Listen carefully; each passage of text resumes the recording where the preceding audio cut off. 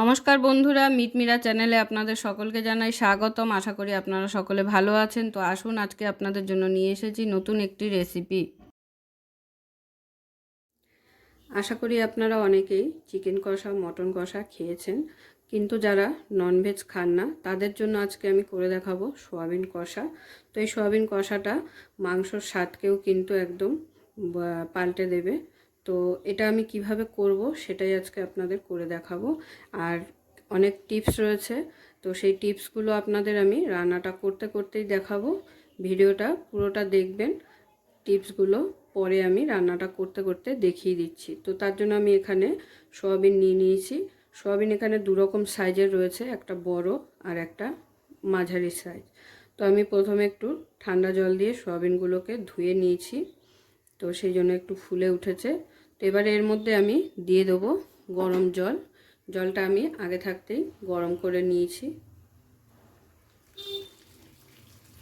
তো এই জলটা দেওয়ার পরে সয়াবিনগুলোকে প্রায় 10 মিনিট জলের মধ্যে ভিজিয়ে রাখতে হবে।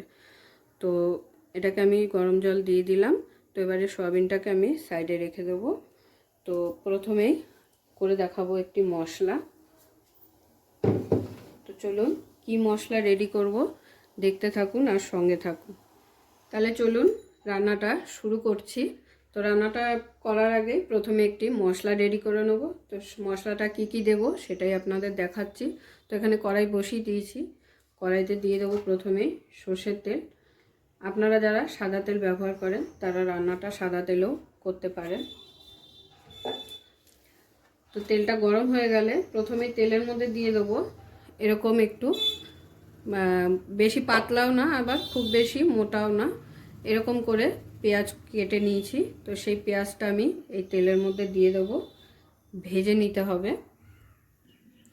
তো তেলটা আমার গরম হয়ে গেছে, এবারে তেলের মধ্যে দিয়ে দিচ্ছি পেঁয়াজগুলো।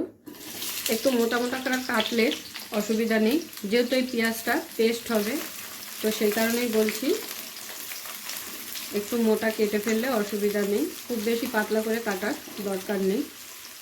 তো পেঁয়াজের সাথে এর মধ্যে দিয়ে দিচ্ছি কটা রসুনের কোয়া, আর দিয়ে দিচ্ছি স্লাইস করে নেওয়া কটা আদার টুকরো। এবারে এগুলোকে সব একসাথে একটু ভালো করে নেড়ে চেড়ে ভেজে নেব প্রথমে।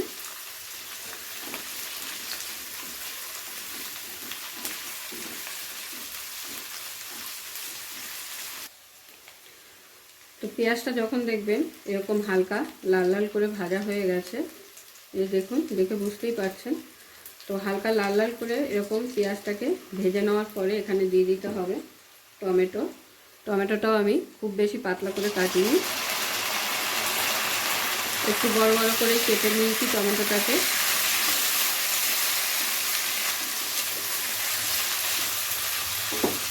আর দিয়ে দেবো কাজু বাদাম। এখানে আমি ভাঙা কাজুটা ব্যবহার করছি, আপনারা চাইলে গোটা কাজুও দিতে পারেন।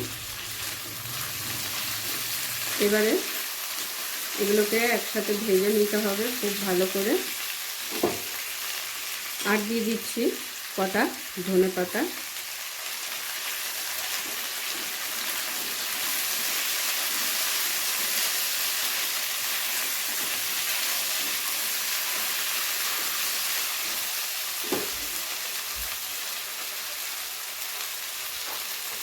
টমেটোটা যাতে তাড়াতাড়ি নরম হয়ে যায় তার জন্য দিয়ে দিচ্ছি স্বাদ অনুযায়ী একটু লবণ।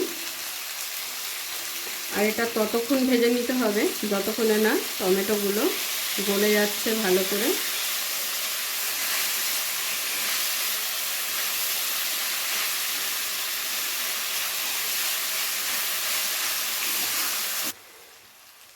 তো দেখুন এরকম ভাজতে ভাজতে কিন্তু টমেটোগুলো গলে গেছে, দেখে বুঝতেই পারছেন। তো হালকা এরকম নুন দিয়ে ভেজে নিলে টমেটো গলে যায়, 5 মিনিটও সময় লাগে না। তো টমেটোগুলো গলে গেছে, এবার এখানে দিয়ে দেবো অল্প একটু জল।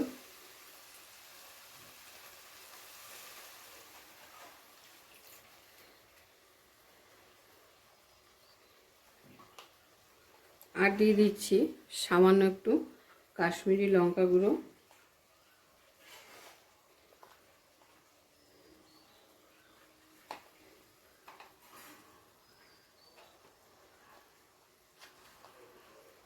যতক্ষণে না টমেটোটা ভালো করে ভাজা হবে ততক্ষণে কিন্তু এই মশলাগুলো দেওয়া যাবে না। আর দিয়ে দিলাম হলুদ গুঁড়ো। এবারে খুব ভালো করে নেড়ে চেড়ে গ্যাসের ফ্লেমটাকে কমিয়ে দিয়ে এটাকে একটু ঢাকা দিয়ে রাখতে হবে। তো সয়াবিনগুলো 10 মিনিটের জন্য ভিজিয়ে রেখেছি। যতক্ষণ ওই মশলাটা রেডি হচ্ছে ততক্ষণে এদিকে সয়াবিনটাকে আমি ম্যারিনেশন করে নেব। তো সয়াবিনটাকে একটি অন্য বোলের মধ্যে ভালো করে চিপে তুলে নেব জল থেকে। তো তাহলে জল থেকে তুলে নেওয়া হয়ে গেছে সয়াবিনগুলোকে। তো এই সয়াবিনগুলো যেহেতু অনেকটাই বেশ বড় বড় সাইজে, তো সেই জন্য এই সয়াবিনগুলোকে আমি একটু দুভাগ করে নেব।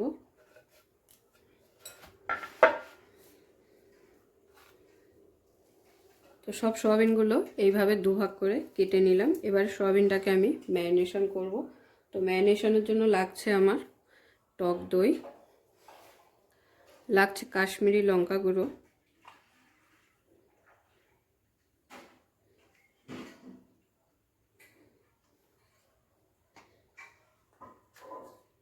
লাগবে হলুদ গুঁড়ো,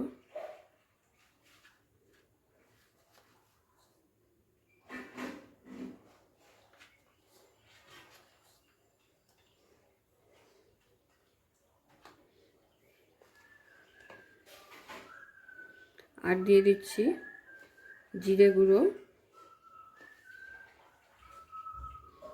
ধনে গুঁড়ো,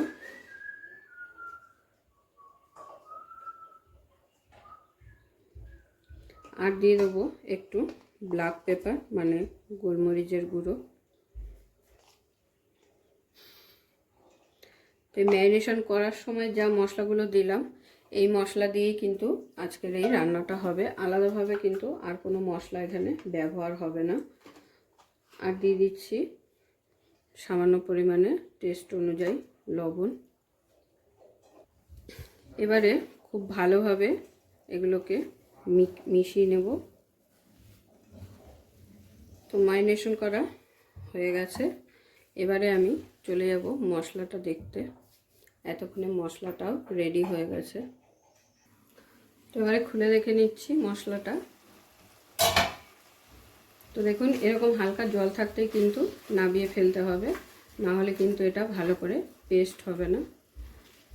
তো এটা হয়ে গেছে, এটাকে এবারে একটা পেস্ট করে নেব।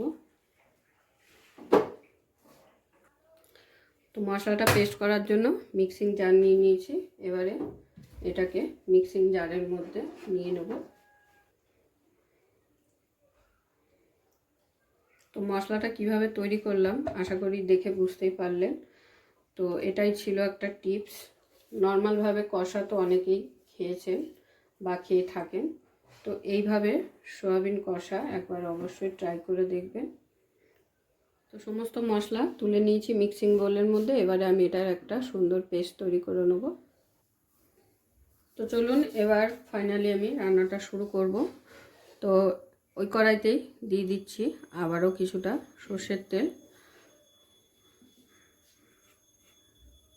আগেই বলেছি যারা সাদা তেল ব্যবহার করেন তারা চাইলে রান্নাটা সাদা তেলেও করতে পারেন।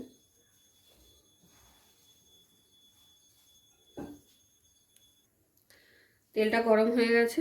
এবারে তেলের মধ্যে দিয়ে দিচ্ছি 3টে শুকনো লঙ্কা ফোড়নের জন্য, আর দিয়ে দিচ্ছি গোটা জিরে। এবারে ফোড়নটাকে একটু ভালো করে নেড়ে চেড়ে ভেজে নেব।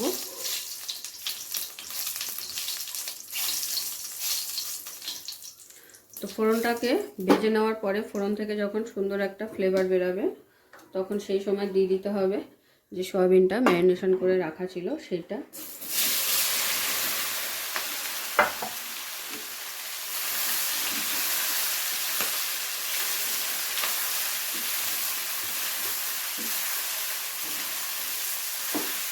সয়াবিনটা খুব ভালোভাবে কিছু সময় ধরে কষিয়ে নিয়েছি। কষতে কষতে যখন দেখবেন এরকম জল ছাড়তে শুরু করেছে তখন বুঝবেন যে সয়াবিনটা খুব ভালোভাবে কষানো হয়ে গেছে। তো এখন এই স্টেজে দিয়ে দেবো যে গ্রেভির জন্য মশলাটা রেডি করা হয়েছিল সেই মশলাটা। তো এই সময় কিন্তু গ্যাসের ফ্লেমটাকে লোতে করে রাখতে হবে, কারণ এই মশলাটার মধ্যে কাজু বাদাম আছে। তো কাজু বাদাম থাকলে কড়াই গায়ে লেগে যাওয়ার সম্ভাবনা থাকে। তো সেই কারণে গ্যাসের ফ্লেমটাকে কিন্তু কমিয়ে নিতে হবে। কমিয়ে নিয়ে এই মশলাটাকে খুব ভালোভাবে সয়াবিনের সাথে মিশিয়ে নেব। এটা কিন্তু যত কষাবেন ততই কিন্তু আস্তে আস্তে কালারটা চেঞ্জ হবে।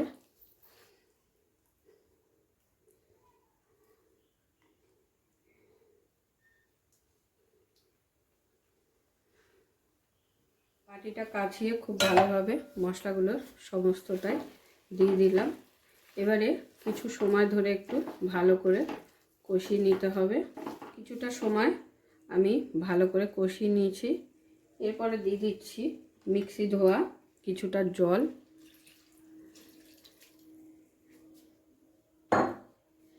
আর তার সাথে কিছুটা ফ্রেশ জল।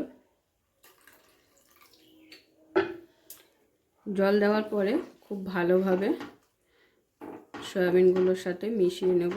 5 মিনিটের জন্য একটু চাপা দিয়ে দেবো।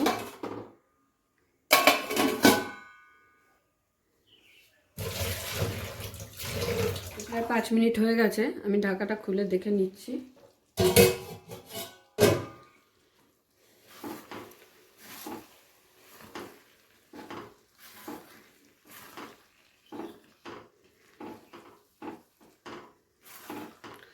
তো এখন এই পর্যায়ের মধ্যে দিয়ে দেবো কাঁচা লঙ্কা বাটা।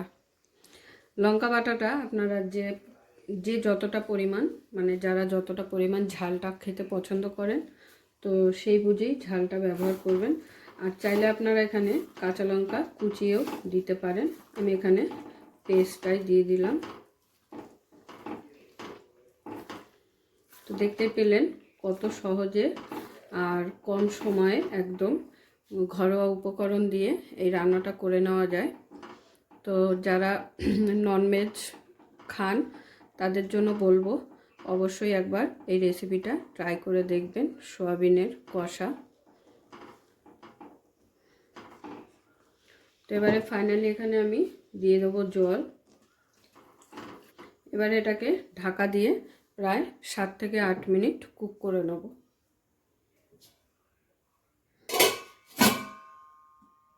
এটা ঢাকা দিয়ে রান্নাটা করতে হবে, কারণ এই সময় কিন্তু খুব ছিটকাবে, গ্রেভিটাও ছিটকাবে, তেল ছিটকাবে। তো সেই কারণে ঢাকা দিয়ে গ্যাসের ফ্লেমটাকে লোতে রেখে প্রায় 7 থেকে 8 মিনিট এটাকে কুক করে নিতে হবে। তো যেহেতু এটা খুব ছিটকায়, তো সেই কারণে এটা কিন্তু ঢাকা দিয়ে দিয়ে রান্নাটা করতে হবে, কিন্তু মাঝে মাঝে খুলে আবার একটু নেড়ে দিতে হবে, যেহেতু এতে কাজু বাদাম দেওয়া আছে। তো সেই কারণে একটু নাড়া না দিলে কড়াইয়ের গায়ে কিন্তু লেগে যাওয়ার সম্ভাবনা থাকবে। তো মাঝে মাঝে খুলে একটু এরকম নেড়ে দিলেই হয়ে যাবে।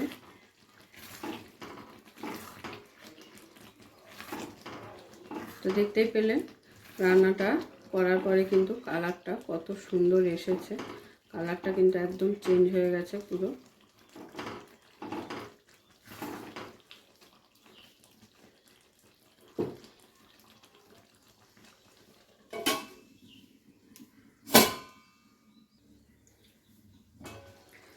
তো ফাইনালি সয়াবিন কষা কিন্তু আমার পারফেক্টলি একদম রেডি হয়ে এসেছে। এবারে নামানোর আগে দিয়ে দিচ্ছি সামান্য একটু গরম মশলা,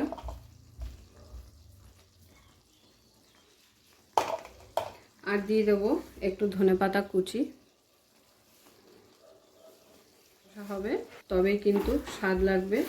এবারে সবগুলোকে ভালো করে মিশিয়ে নামিয়ে নেব, গরম গরম প্লেটে সার্ভ করে নেব।